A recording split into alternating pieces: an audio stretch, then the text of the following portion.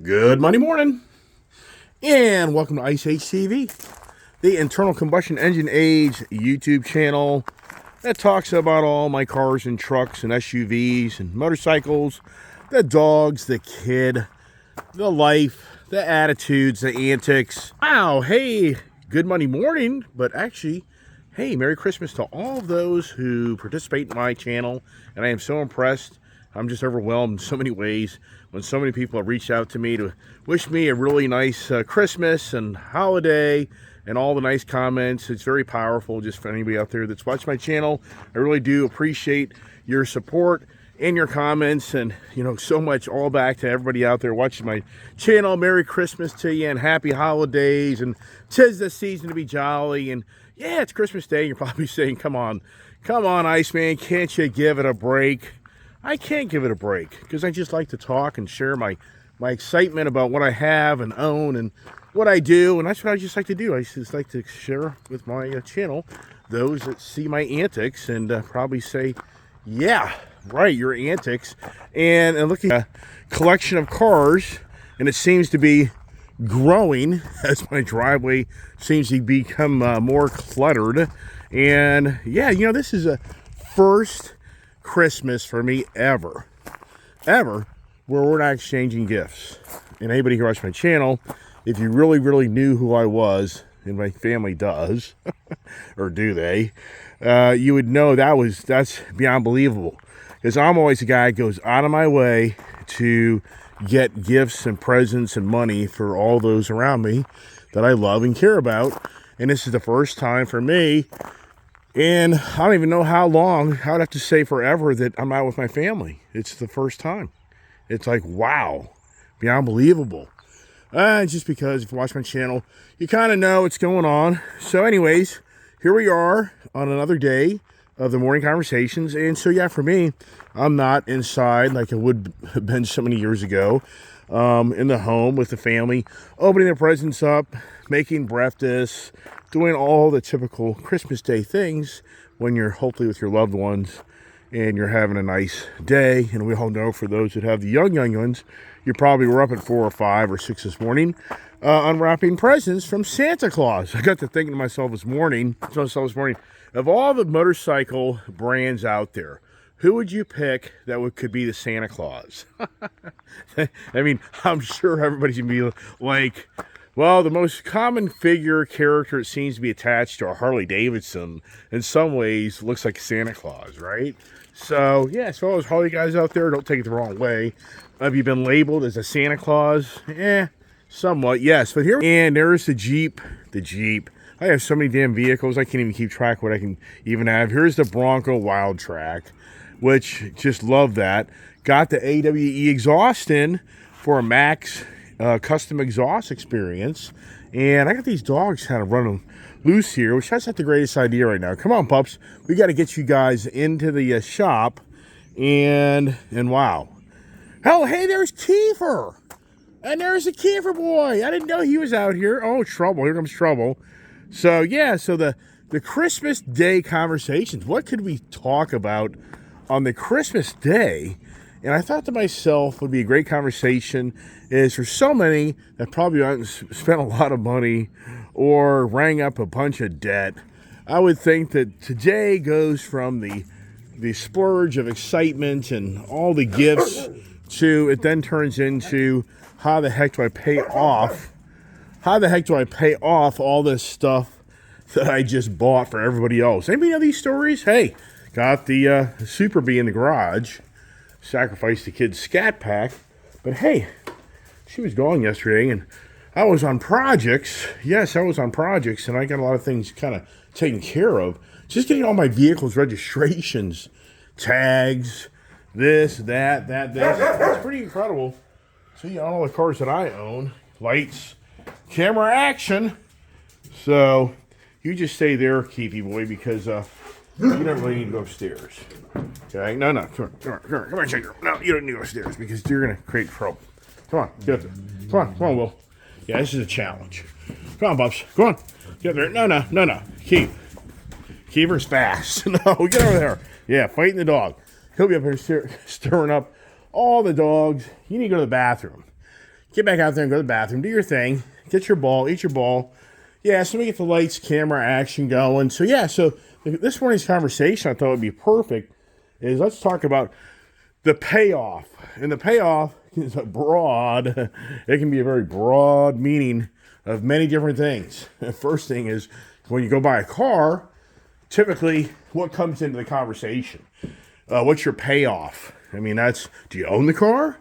And then the classic one is, which is a very dangerous answer for anybody that wants to go out and buy a car, is they say, what's your car payment? Don't answer that question because they're setting themselves up to know what they can probably get out of you. So be very careful. So first thing I want to do is I wouldn't answer what the payoff is. I wouldn't answer what the car payment is. You want to say, what's my car worth? Because the wheels in the salesman's head start turning.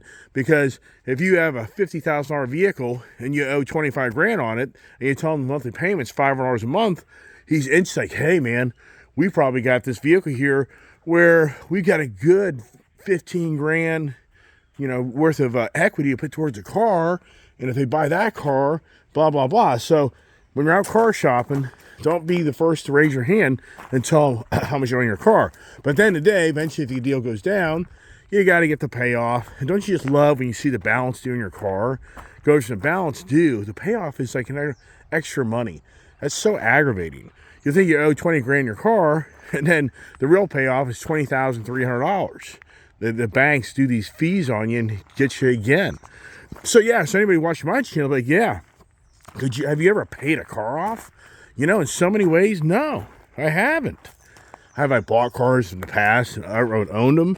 Yeah, but nothing, of any substantial value. The whole point is, yeah, and I talk about this all the time, is when you go out and buy a really nice car and you finance the hilt out of it, to actually pay for that car all the way through, that's a lot of money. Hey, I cleaned up the race truck yesterday.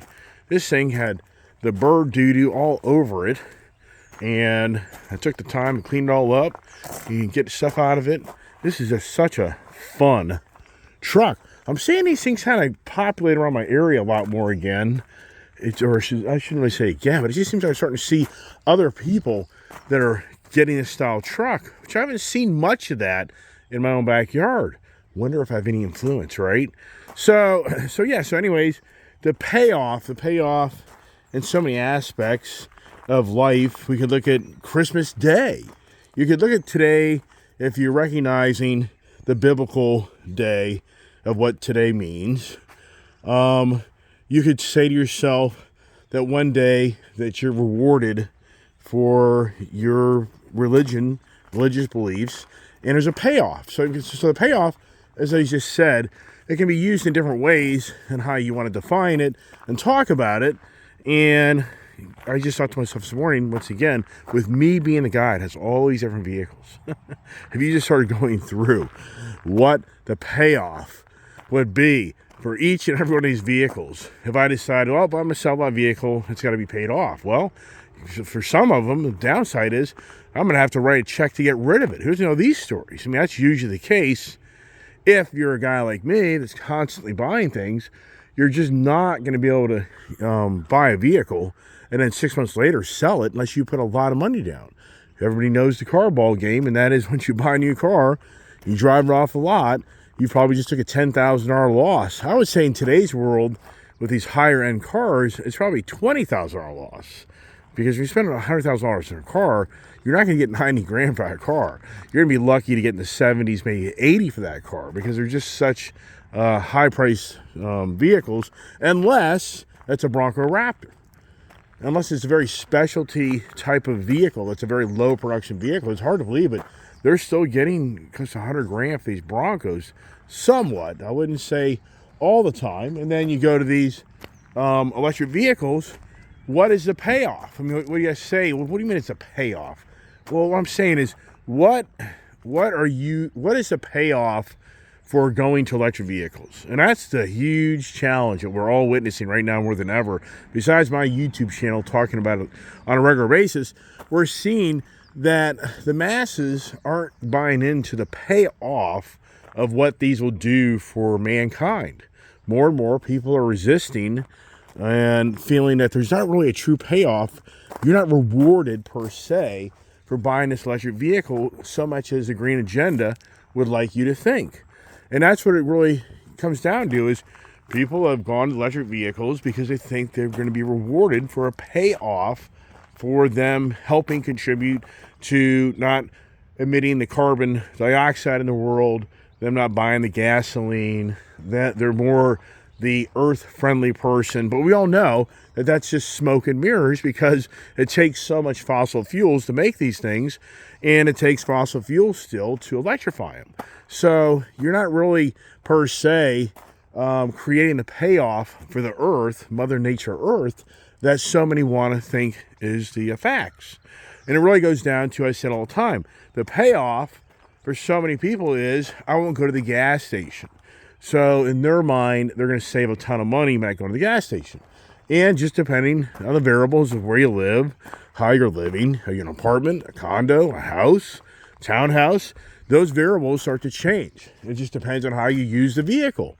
Because if you're driving 200-300 mile days, that can become a little more challenging, especially if you're traveling. If you are a family that regularly goes and visits a relative that's 500 miles away, these electric vehicles, the payoff per se isn't there. I'm not saying that you can't sacrifice. There's definitely people out there that will sacrifice themselves for the payoff, meaning that they'll go the extra mile if it takes them longer time to go somewhere or do something to enjoy their electric vehicle. And I'm not on the channel to belittle the electric vehicle owners. I own electric vehicles. And I think it goes more to, as I was talking about last week, the growing trend of these electric vehicles, especially in China. It's more about the technology. And over there, it is about the savings of energy and fuel. But in our country, most people here still are having a hard time feeling that the payoff for them of getting rid of their nice ICE vehicle in the end really is a true payoff. And I talk about all the time, it's these electric F-150 truck, they're very expensive, even though Ford is addressing that. Ford's payoff on their so-called dream of building thousands and millions of these things isn't paying off right now. In fact, it's a huge hit against Ford and General Motors, Stellantis, domestic side, but that's the only place these guys are. They're not strong in the over there in China, because China doesn't want us to be in their own backyard, but China wants to be in our own backyard. As we walk around the garage here with the good old pup and that 37 Raptors is so much fun. It is so much fun. I got mud flaps for it. Need to put mud flaps on. Got the AWE exhaust. If I was so much more motivated, I'd probably put this stuff on myself, but I just really don't. I just want Max to do it. I've done these things so many times. I have put so many accessories on my vehicles over the years, and I do it all over again. So here it is, the AWE box, and right there it is, and that's going to be the next project if Mac can fit me in. Got the Road Glide. Yesterday, I had all my new registrations come in for like 8 vehicles, and oh my gosh, I'm not lying to you. I spent a ton of time having to get all these registrations, all the stickers on the tags. I just got a bunch of personalized tags, and I finally got all the correct registrations with the stickers on them to make everything work. And here it is. Here's the Gold Wing with all of my gold strike stuff that I need to do. That's the next project. I got a gold strike rear trunk light bar accessory thing and foot pegs, drink holder, cell phone holder, and I watched a video on how to do this rear trunk. Gold Strike makes a really good video. Oh my gosh, you talk about a project? I mean, I'm not lying. Talk about a project. Wow. When you have to put this, here's the actual pop outs for that rear trunk. And so when I open this up, you have to take this whole inner liner out. You have to disconnect this whole trunk. You have to take this seat apart. It is incredibly a lot of time and work. And then you got to take the seat off for the electrical. to get into electrical to have a plug and play wiring harness you got to set up for the little light that goes in the back. Oh my! So Honda definitely is very, very challenging on doing accessories. I've done the accessories for them. If you want to do highway pegs, I've done all that stuff.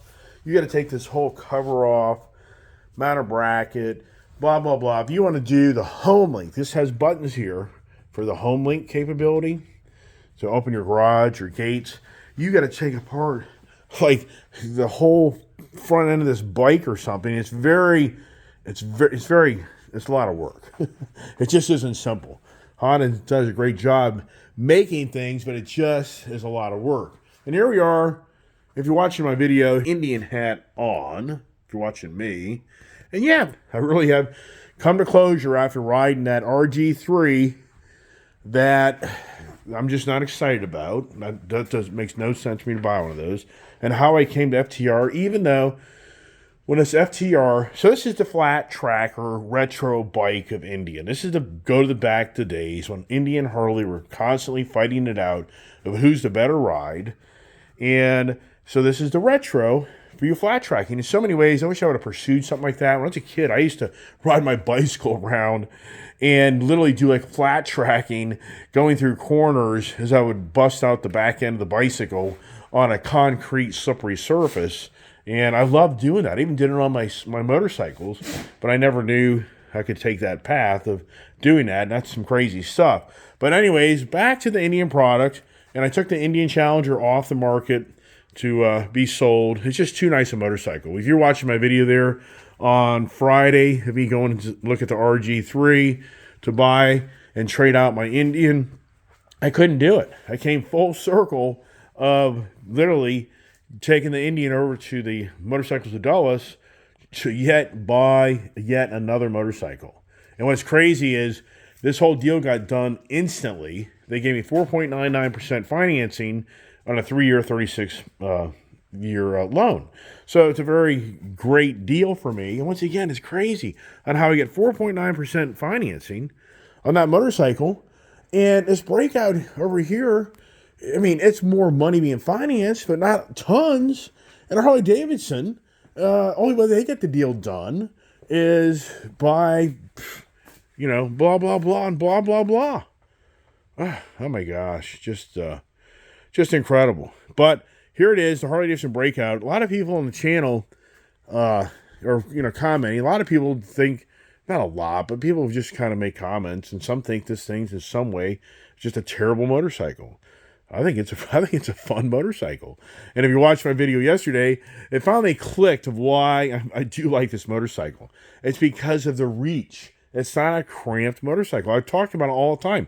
The Indian product over the Harley product, the Indian product has a bigger, more leg room on their bagger style bikes. Now, keep in mind, there's different style bikes, different niches for each brand. And each one has their pluses and minuses, like anything. Every manufacturer has like a niche car, SUV, truck that just is really nice, but then they have other things that aren't so nice. Well, the same thing goes on with the motorcycles. In so many aspects, Harley Davidson has some really cool bikes, but then they don't have some cool bikes. Indian has some really cool bikes, but then yet they don't have some cool bikes. What I mean by that is when you go to the Indian side, Challenger, Chieftain, Roadmaster, your floorboards, your seating, and your handlebar, your body posture, and for a bigger person, meaning tall, not heavy, taller person, is a better fit for you.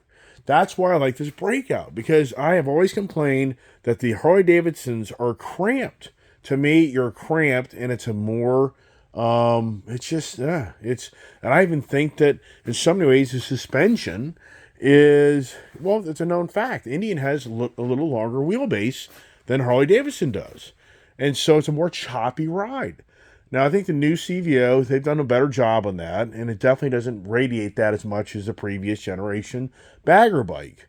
But on this breakout, you have forward foot controls and your handlebars and your seating, and so you're stretched out. And it's really cool. I can't stand the exhaust. The exhaust is terrible. But I have Reinhardt's that I've got on eBay. They're supposedly freshly new, used, not really used, but may have some scratches on the chrome. But I got them for like $400 versus paying like close to $900.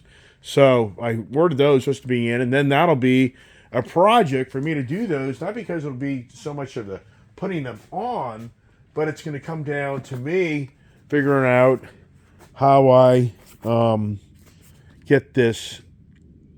So here it is. So it's the Screaming Eagle little kit, and I'm gonna have to use that. I'm gonna have to retune the bike. I'm saying I'm gonna have to plug this thing in, plug and play, and then have the remote app, Bluetooth app that then talks to my phone, so I can remap the bike, because that's going to be a significant change in the backflow to the exhaust. But then I think that bike's going to get a lot of character. I just love that bike. Now my daughter's watching the channel. The daughter, in so many ways, is so disappointed that we lost. She gave up the Street Bob, and I get that. I understand. I mean, I told her, let's go back and buy it back. But he's just like, yeah. I'm like, I don't know why you want to buy it back, because you're not going to ride it. This Lowrider ST is such a better package. 117 motor over the 114 Street Bob. ABS brakes, front fairing, and but I get it. That was her first Harley, and it has a sentimental value to her. And yeah, I get it. What was the payoff on that bike? Ridiculous. That was ridiculous. That motorcycle wasn't for Chesapeake Harley-Davidson being incredibly aggressive on this deal. The deal never would have gone down. And I've tried to buy that breakout numerous times, but the payoff has always been the problem of doing the deal, because there's so much negative equity. You're talking $10,000 negative equity of that Street Bob, from the value of that bike to the payoff. Yeah, Wrecking Crew knows how to wreck it for others. I don't think there's anybody there that works at Wrecking Crew anymore that I bought stuff from. They would probably say, yeah, no doubt, Wrecking Crew Corporate definitely wrecks it for others, because they jack their prices on their motorcycles, and you're not very abreast of what's going on. You'll walk in their showroom, and they have a tag on their bike, and it's all legal. This bike here lists for basically, let's just say, 22 grand. At Wrecking Crew, they would have this bike listed for realistically $25,999. That's what they do, or $26,999. And then when they tell you to sell it to you for $23,500, you think you got the deal. And they're still going to add in the setup and freight. You think I'm lying about that? That's what they did to me, because I just was not in tune with Harley. I totally walked away from Harley when I bought my Indian motorcycles in 2019, when I bought my first Dark Horse Roadmaster Harley-Davidson look-alike motorcycle, bagger, and then I bought a Challenger. It totally separated me from the Harley product, and I really didn't want the Harley product anymore, and I got rid of my Harleys. And so from 2019 through the summer of 2022, I was not really that much in tune with the Harley product line, pricing, and I got suckered into, on a September day of 2022, of buying two Harleys, not realizing that the dealership was making up their own prices. I didn't know that was allowed. I thought it was like a Monroney sticker on a car manufacturer. When they put a sticker in the window, that's the real suggested retail price that the manufacturer has issued. In the motorcycle world, it doesn't work that way. So that's just, anybody out there can learn from my mistakes. I hope this helps you, because you go to a dealership, all motorcycle dealerships, and just Harley, it's any motorcycle dealership. They can post whatever price they want on a piece of paper, a brand new motorcycle. I'm not talking about used, I'm talking about new. And they can say that's the price of the bike. Unless you take the time and effort to look it up, then you're not going to know what you're paying for that motorcycle. Now, on cars, that's against the law. The manufacturers have to post the real manufacturer suggested retail price. It's called the Monroney sticker. And if they have any ADM, they have to post that this vehicle has additional dealer markup. ADM means additional dealer markup. And you have to be told that. In a motorcycle dealership, they don't. Now, you go to the used car section, they can post whatever they want. So it doesn't fall under the same guidelines once the car becomes used. And that's what's tricky. Some car dealerships will take a brand new car, drive it 500 miles, have it be sold, and then buy it back, and then they can do whatever they want. that they're not, restricted in those guidelines. Come on, what are you doing, Keithy? Come on, boy, come on. So, come on, boy. Drinking my coffee, getting all caught up here in the Christmas morning. What are you going to do, huh?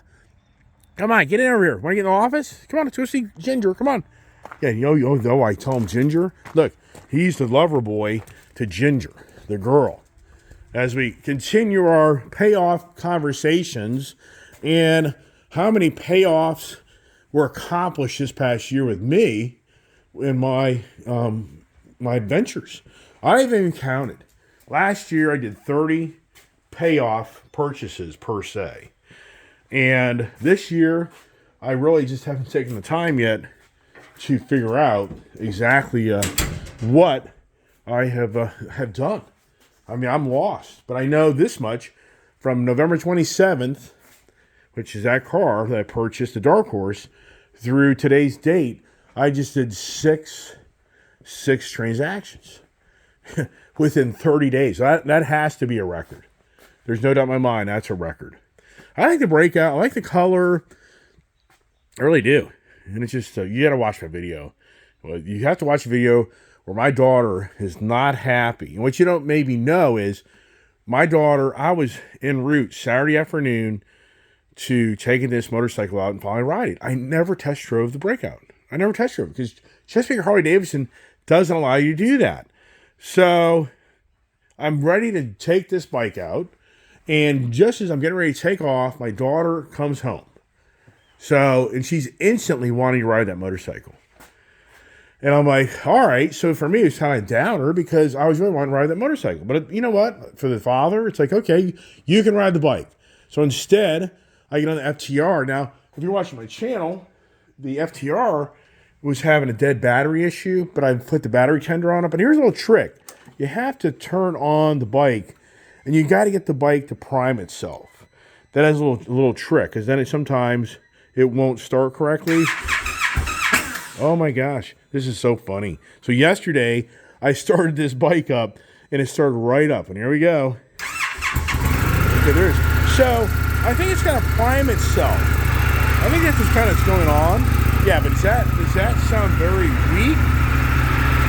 It does when it's trying to start up. Now, you can get a really nice exhaust for this, but holy crap, it's going to be $2,000 if I want a really nice exhaust for that bike. Take it over here. Here's all the charging cables. I put 2 charging cables. Why the hell did I do that, right? Some people, well, one time we were really using the hell out of these electric cars when I had another guy working for me. I'm getting some water here.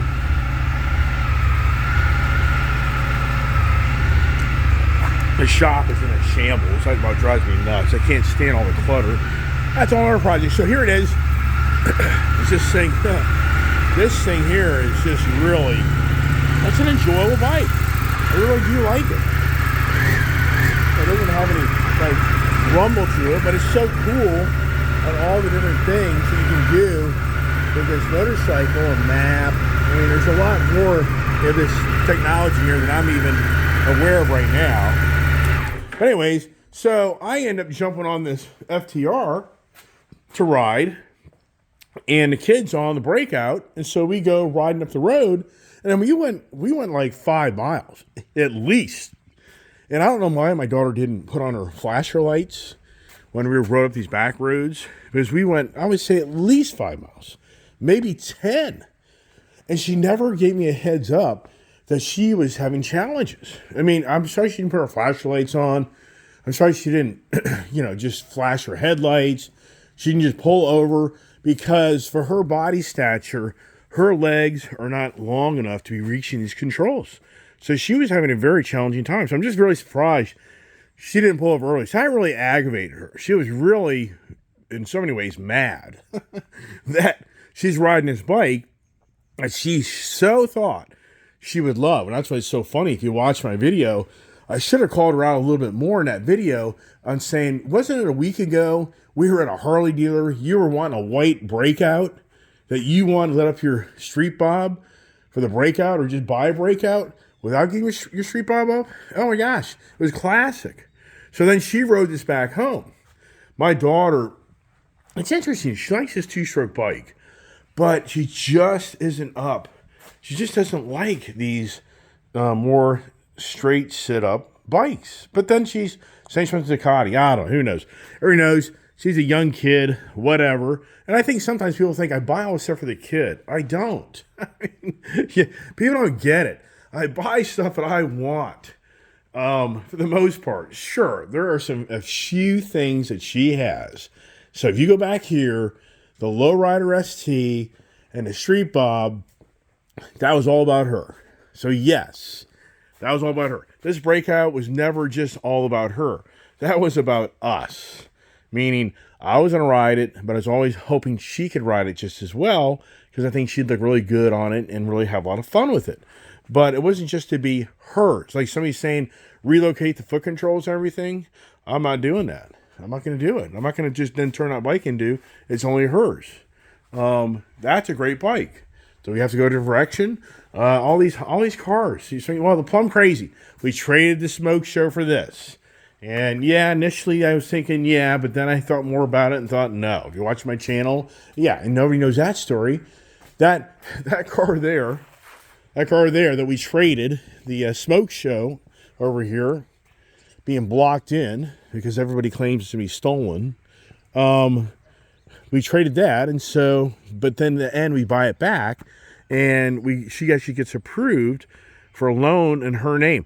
That video that I made that we bought that car back, that has had so many hits. And it's either the person's like, really great, congratulations, or that's the stupidest thing you could ever do to your daughter your whole life. What a disgrace. What a terrible father. I mean, there's comments that you just are like, what are you talking about? So people don't understand that that's a used car that doesn't have a huge debt on it. And yeah, okay. And so the kid's pretty protected in that car. I didn't expose her to getting hurt if we had to sell that car. But there's so many comments out there. And then so many say, that car you stolen instantly. You know, I say in my comments to people, hey, guess what? That is not the most common stolen car. It's the most common people get attention. This car gets incredible attention when it gets stolen. But you know how many Honda Accords are being stolen? Do you know how many Ford F-150 trucks are being stolen? The numbers aren't even close. But who cares when a Honda Accord gets stolen? Who cares when an F-150 truck gets stolen? When a Dodge Scat Pack, Challenger, or a Charger gets stolen, that raises people's eyebrows. That's all it is. It's kind of like the people who have a YouTube channel where it's all showing all the skin. Anybody know those channels? Yeah.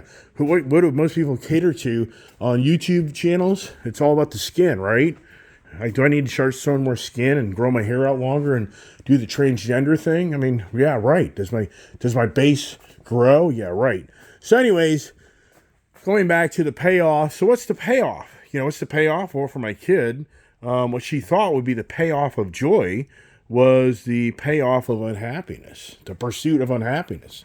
And going back to the Indian pursuit, yeah, why am I back with Indian? I'm sure some people are like, you were so kind of just getting away from Indian, and now you're back to Indian. Why is that, right? Well, I really think that Challenger is just a badass bike, and I know it is.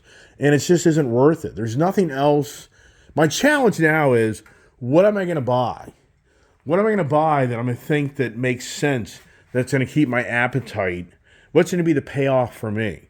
And that's what it's always about.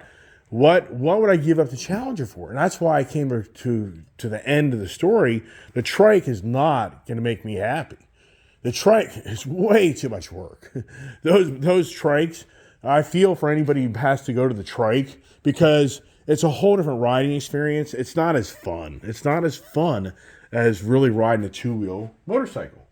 And so, but what's the payoff for somebody that gets a trike? It's somebody that has handicap issues, medical issues, maybe a spouse. They can't hold the spouse in the back of the bike. There's a lot of variables. The payoff is they can still ride an open road motorcycle. They go to a Can-Am. They could. There's different options out there. But the end result is the trike for so many people is the payoff is for an older gentleman with a wife that doesn't have the strength or the hips or the knees. They still can do an open ride on a motorcycle that's 3 wheels. But for a person that's still in great shape and condition And you don't want to buy that motorcycle. You're sacrificing your real riding experience because it's this. It's the four-wheeler. I'm not lying. And when I rode that road glide, the open road, it's like it's my four-wheeler, because you're constantly having to put so much pressure on that the bars, the steering, and that back end, dances around. It's like no.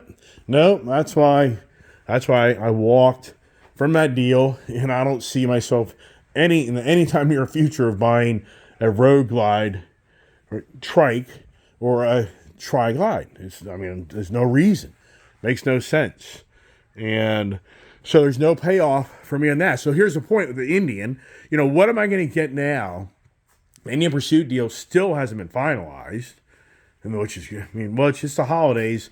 It's going to get done, but it's not done. But the point is, I really came to closure that I like my Indians. I have an Indian Chief Bobber that's in the trailer over here, which you don't see. See, people don't really know my channel.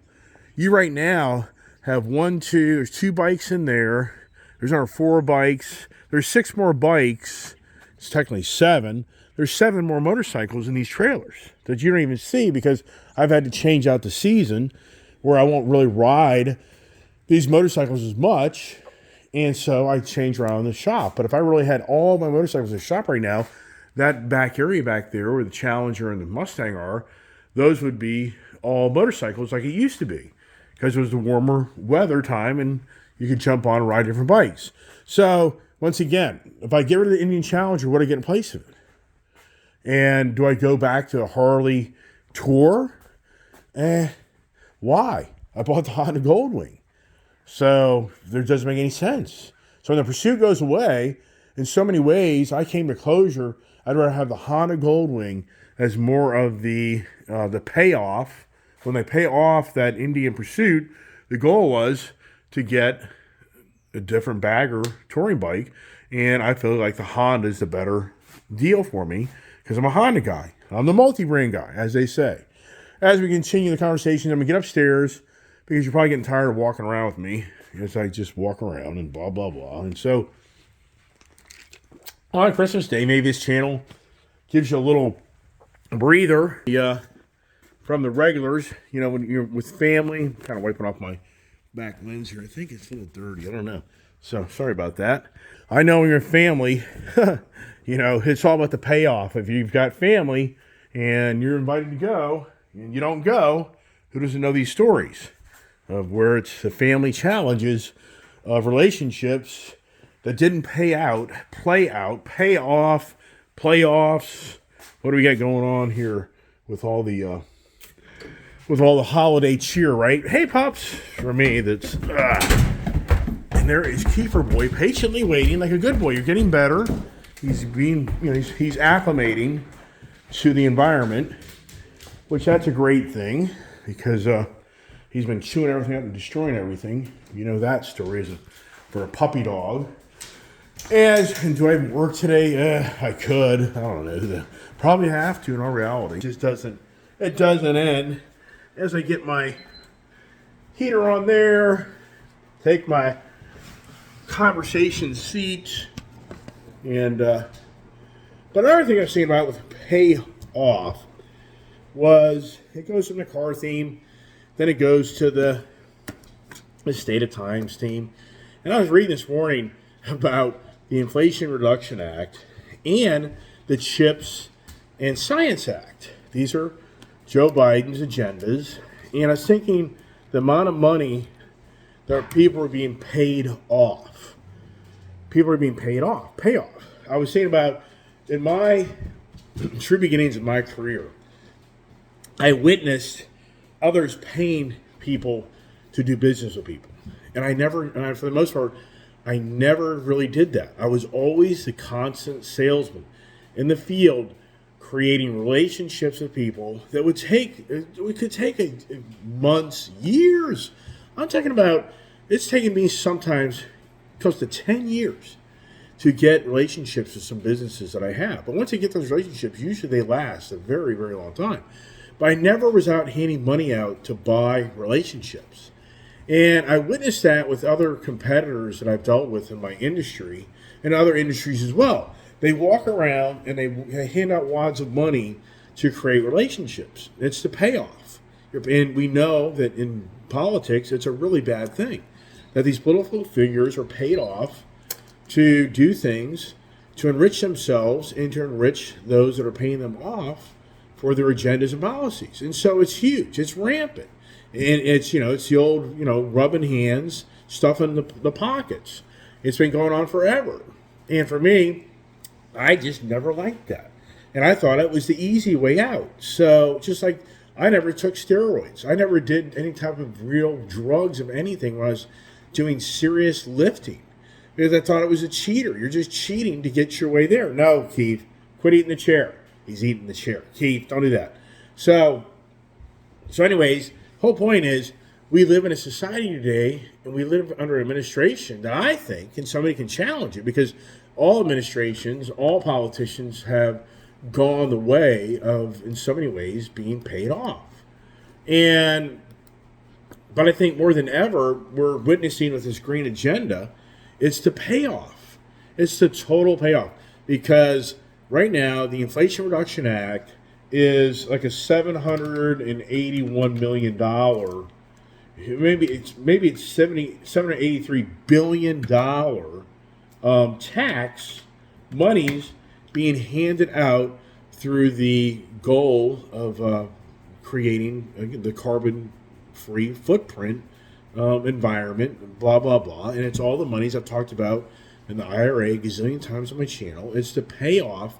It's creating companies an opportunity to take the money to create something that this green agenda advocates and the green agenda bodies of the world and governing bodies of the world are wanting to push more than ever by paying off businesses to adapt to this new the future. So it's $783 billion. Then you have another like $52.1 billion that is in the CHIPS and Science Act. And that's another payoff to entice companies to set up shop here to build the semiconductor chips in our country. So you have two different bills right now that this city administration has passed in the last year that are now, you're looking at $835 billion, close to $1 trillion. That's the payoff to entice businesses to redo their business. And we're witnessing how that's playing out. And we're witnessing the payoff, which I'm no, excuse me, I'm no fool to business where you set up shop and you have instant success. I mean, it doesn't work that way. You have to go through all the hurdles, the dark clouds, the challenges, the monies, the list goes on and on and on. But at the same time, you're witnessing right now with General Motors and Ford that is in dire shambles on the EV side from all these so-called payoffs from this governing body. But why are they in such shambles if this government's handing out billions of dollars? Where's all that money going? Or is it so much money is being spent, they don't get enough money to offset it? So Elon Musk is making fun of Joe Biden because of him not being invited this past summer to the Green Agenda gathering, meeting of the electric vehicles. And so Elon Musk wasn't invited because he's not the Joe Biden lover that Joe Biden wants him to be. So in so many ways, he feels like he was isolated for that reason, not reason only. And his comment is basically Tesla's made like 300,000 EV vehicles at that point in the year. And GM has sold like 26 EV vehicles. So he's making fun of Joe Biden that this guy looks for the future of the right way to do things in an EV transition. And he doesn't invite me, he invites the loser of the bunch, which is, losers hang out with losers. I mean, come on. Who hasn't seen this? The losers hang out with the losers. Winners don't hang out with losers. And losers don't qualify to hang out with winners. I mean, that's just the way it is. That's why sports is so cool. The losers sitting on the sidelines in so many ways. You're the backup guy because there's somebody better than you. That's the hard facts. You don't want to hear it, but that's the way it plays out. Are you going to bench Tom Brady? I mean, sincerely, if Tom Brady is in good condition and playing a good game, are you going to put a young guy that's the backup guy in place of Tom Brady?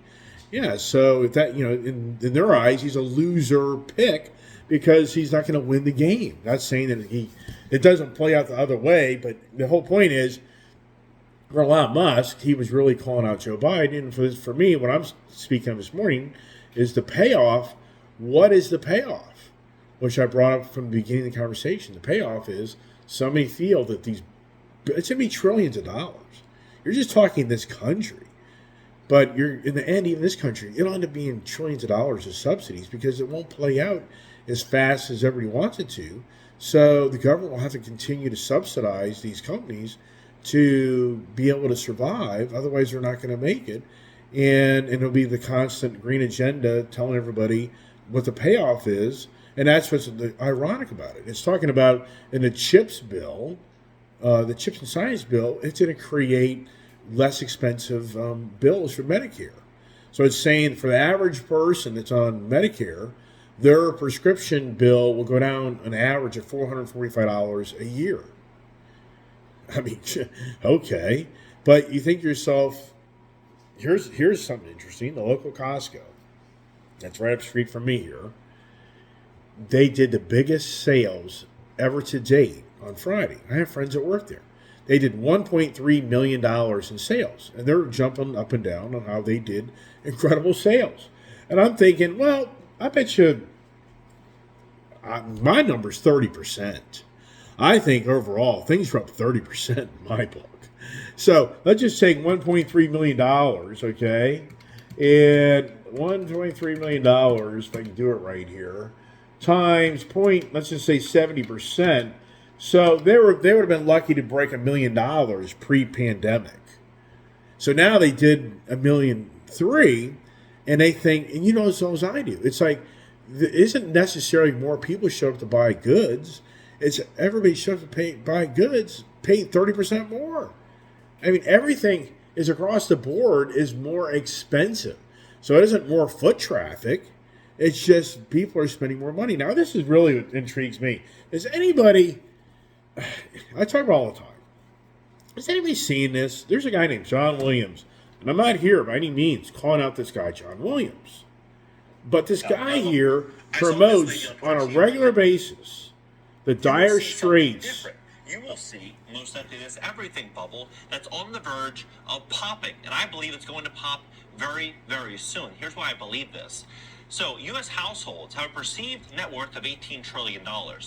Did you know that $5 trillion of the $18 trillion was acquired in one single year, inside of 2020? Now, during this period, there was a lot of stimulus, unemployment benefits, PP loans, eviction moratoriums. People were able to pull money in because they weren't paying rent. A lot of them were not paying rent. And they were able to pull money in, save it, invest in their business, buy cars. There was so much money out there. And so when you look at this massive bubble that's being formed, then you look at what millions of companies are going through right now. What you're going to likely see is this number go from 430,000 to over 1 million bankruptcies sometime next year. And so the big question is, if you have all of these bankruptcies continuing to skyrocket, how can people pay on their second homes, on their cars, on their primary residences? They're not. They're not going to be able to. We're going to begin to see a fire sale of assets, the likes of which we've never seen before since this country's existence in 1776. It's a big claim, 250 years. I believe it's going to be worse than 1929 and 2008 for many, and I believe you're going to see so many people go out there and create massive fortunes. If they're positioned, if they're prepared, if they understand what's coming, they're going to be able to go out there and do some very, very, very big things. Take a look at what's actually happening versus what they're telling you is happening, and then you'll be able to make smart, well-informed decisions for yourself and your family. Please hit the like button. Hit the like button. YouTube will share this content to educate more people about what's going on in America. And if you'd like to fix your credit, we'd love to help you at my company, GreatCreditFast.com. That's GreatCreditFast.com. If you have late payments, medical bills, charge-offs, foreclosures, bankruptcies, repossessions, or any negative item on your credit report, go to GreatCreditFast.com. Click the link in the description just below this video. Schedule a free strategy session. Take a look at this. So, U.S. bankruptcies surge as economic strains mount, corporate failures echo 2008 crisis. Now, according to the latest data, bankruptcy filings have seen a significant increase of 13% over the past year, culminating to 430,000 cases. Corporate bankruptcies have experienced an even steeper ascent, soaring 30% on the year to 17,000. This brings the count of major bankruptcies to the highest level since 2008 financial crisis, a troubling echo of tumultuous period of economic history. Now, when you look at these numbers, it's a 30% jump between September 2022 and September of this year. 30%. That is significant. And look at this. Corporate bankruptcies have experienced an even steeper ascent, soaring by 30% on the year, 17,000. Now look, I saw this lady on Twitter. She runs or TikTok. She runs a VC firm, right? And look at what she's saying that she's going through with her company and what a lot of other VC firms are going through. Because this isn't just, small businesses, not just large businesses, it's all businesses. Introducing the onion. So you got to say to yourself, is anybody the payoff, right? The payoff. So people are obviously getting killed by this guy, John Williams. Is anybody seeing this? Is anybody seeing this so-called dire straits? This guy posts a video. He's had 56,000 views on that video since it was posted like a day ago. So I talk about on my channel all the time about how it's the dire straits, the gloom and doom YouTubers. They attract so much attention and they get so many hits. But for me, it isn't me here saying I'm jealous of that guy, that I got to be like him. That's not the message. The message is anybody seeing this? Is anybody seeing it? All these people are going broke. You just heard that he's saying that this is worse than 2008. He's predicting worse than the 1929 stock market crash. Is anybody believing this? Is this guy just full of a bunch of baloney? It's hard to. It's all about the payoff. Are you in position today, if everything went south on you, to pay off all the debts that you owe? And that's always been the biggest thing that they say as investors, is you should have at least 6 months, if not a year, worth of monies saved that you can continue to pay for your things if you were lost a job or something happened to you financially, that you should be able to sustain yourself 6 months to a year. How many people could pay off the things that they own today? I would be willing to venture most cannot, because everything's financed to the hilt. So it's the week of the payoff conversations. I figured we'd start the week Monday with the payoff conversation because we can kind of maybe follow the same tone and theme through the end of the week, where I finally come to know how many numbers of transactions I did and the amount of money that I would have to pay off everything to get myself out of trouble. And yeah, do you think I want to focus on that? There's no way. I mean, but on a whole different level scale, that's where people are. But are they? So, all right, everybody, appreciate everybody watching my channel. And John Williams, he pops up on my channel all the time, and the guy seems to have a lot of data, a lot of information. So if you want to go and check out his channel, it's called This is John Williams, and he has 225,000 subscribers. But he's pushing his own business model that he has to help people that have credit issues to try to clean up their credit. So he's a smart guy in what he's doing. So if John Williams ever watched my channel, I'm by no means calling you out or being critical of you. I'm sharing your channel, and I'm very intrigued when I see these different things, because he's always posting statistics. So it's very interesting. Where's he getting everything? I'm just not that in-depth with it. So anyways, wrap it up. Hoping everybody's having a beautiful day with a family, having a great Christmas, and as always, really appreciate everybody's support. You know what I'm going to do? I'm probably going to go to work. That's probably what I'm going to do, but it's all good. So hope everybody has a great day. Stay tuned. God bless, and thanks so much. And by the way, I did get a big fat pack of the Ice Age TV stickers. If anybody wants an Ice Age TV sticker, Ice Age TV comments at gmail.com. And just email me and I'll send you a sticker. So once again, have a great day. Stay safe. Stay tuned.